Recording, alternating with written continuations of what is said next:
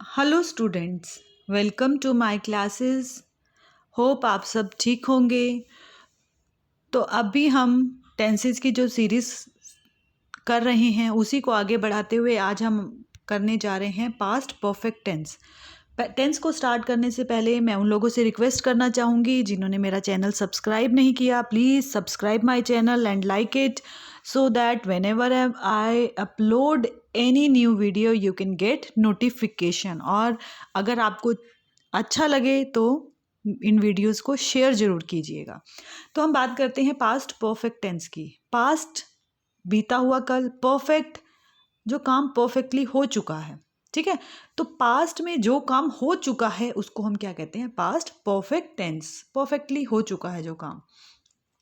तो आइए जानते हैं इसकी पहचान, इसके रूल्स और इसका फॉर्मूला क्या है। तो जिन वाक्यों के अंत में चुका था, चुकी थी, चुके थे, जिन वाक्यों के अंत में चुका था, चुकी थी, चुके थे या लिया था, लिया, ली थी, है ना, मैंने काम कर लिया था, तो ये वहाँ क्या आता है? हमारा पास्ट परफेक्ट टेंस। तो इसका रूल बहुत सिंपल है, subject plus had plus verb की थर्ड फॉर्म प्लस ऑब्जेक्ट।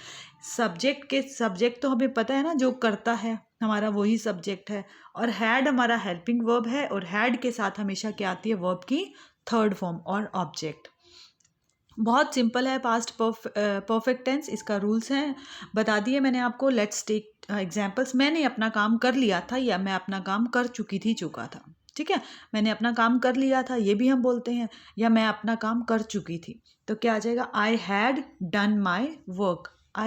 इसमें सिंगुलर प्लूरल कुछ नहीं होता। जो हेल्पिंग वर्ब है वो सबके साथ ही हैड आएगी, चाहे वो सब्जेक्ट सिंगुलर हो या सब्जेक्ट हमारा प्लूरल हो। दे के साथ भी हैड आएगा और ही शी के साथ भी हैड ही आएगा। तो देखते हैं, मैंने अपना काम कर लिया था या मैं अपना काम कर चुकी थी। I had done my work. Kavita ने खाना खा लिया था या कविता खाना खा चुकी थी। कविता हैड ईटन द फूड।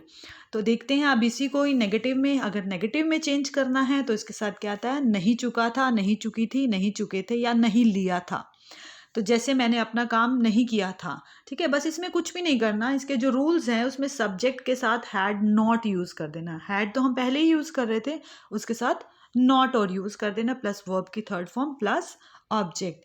देखते हैं एग्जाम्पल। मैंने अपना काम नहीं कर लिया था, या मैंने अपना काम नहीं किया था, या मैं अपना काम नहीं कर चुकी थी। तो सेम बात है सबकी। I had not done my work. Done, do की थर्ड फॉर्म डन होती है। वर्ब की हमेशा ये जो हैड है वो हमारा हेल्पिंग वर्ब है, और वर्ब की जो थर्ड फॉर्म है वो हमारी मेन वर्ब है। तो मेन वर्ब की इसमें हैड के साथ कौन सी फॉर्म आएगी? थर्ड फॉर्म आएगी। कविता ने खाना नहीं खाया था या कविता खाना नहीं खा चुकी थी, तो Kavita had not eaten the food.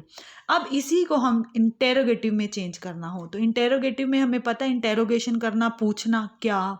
ठीक है, तो जहाँ क्या आ जाए और क्वेश्चन मार्क आ जाए, दैट इज इंटेरोगेटिव सेंटेंस। बस हमें ये पता करना होता है कि कौन सा टेंस है उसका। इंटेरोगेटिव में तो जो हमारा हेल्पिंग वर्ब है वो आगे आ जाता है और एंड में क्वेश्चन मार्क आता है। अब इसमें हमारा हेल्पिंग वर्ब क्या है? हैड। तो हैड पहले आ जाएगा। Had plus subject plus verb third form plus object, end में question mark. Let's take example. क्या मैंने अपना काम कर लिया था, या क्या मैं अपना काम कर चुकी थी या कर चुका था? Had I done my work. क्या कविता ने खाना खा लिया था, या क्या कविता खाना खा चुकी थी? Had Kavita eaten the food. तो ये टेंस बहुत ईजी है। अगर आपको किसी भी टेंस में प्रॉब्लम आती है आप प्लीज़ पूछिए।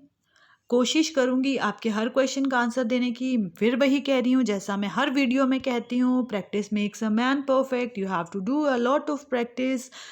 Take some sentences. आप हिंदी के वाक्य लीजिए, अपने मन से बनाइए कुछ पास्ट के, और उसको इंग्लिश में कन्वर्ट करने की कोशिश कीजिए। अगर आपको लगता है आप कहीं लैग कर रहे हैं, कोई चीज़ समझ नहीं आ रही है, feel free to write in comment box. I will try to answer your question, and do not forget to subscribe and like, and if you like the videos please share it. Thank you. Have a nice day. Bye bye. Take care.